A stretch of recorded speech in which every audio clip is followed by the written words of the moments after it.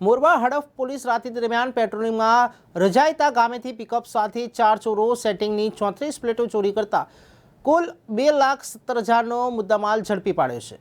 ત્યારે ચોરી કરવા ઉપયોગમાં પિકઅપ ડાલા નંબર GJ17AS 0260 2 લાખની ચોરી છે। ત્યારે ચોરીમાં ગયેલા મુદ્દામાલ સેન્ટિંગની લોખંડની પ્લેટો જે 34 છે તેની કુલ કિંમત 17,000 મળી આવેલ છે। ત્યારે પંચમહાલ મોરવા પોલીસ સ્ટેશનના પોલીસ સબ ઇન્સ્પેક્ટર RS દેવરેના મોરવા પોલીસ સ્ટેશન વિસ્તારમાં રાત્રિ દરમિયાન ચોરીના ગુના બનતા અટકાવવા માટે જરૂરી સર્વેલન્સ ટીમના માણસો તથા પોલીસ સ્ટાફના માણસોએ પોલીસ સ્ટેશન વિસ્તારમાં સતત પેટ્રોલિંગ રહેવા સૂચના કરેલ।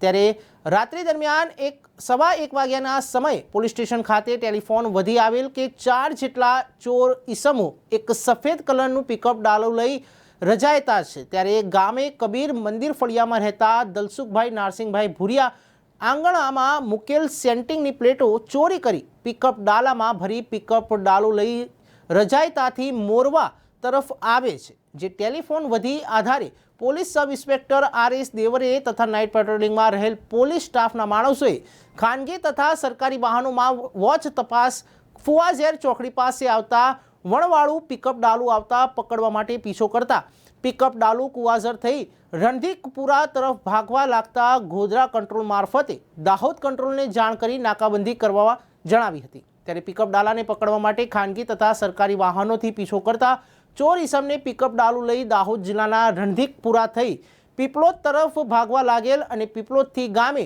રેલવે ફાટક પાસે સેન્ટિંગનો પ્લેટો ભરેલ। ત્યારે પિકઅપ ડાલુ મૂકીને નાસી જતા પિકઅપ ડાલુ તથા ચોરીમાં ગયેલ મુદ્દામાલ પકડી કાયદેસરની કાર્યવાહી હાથ ધરી છે।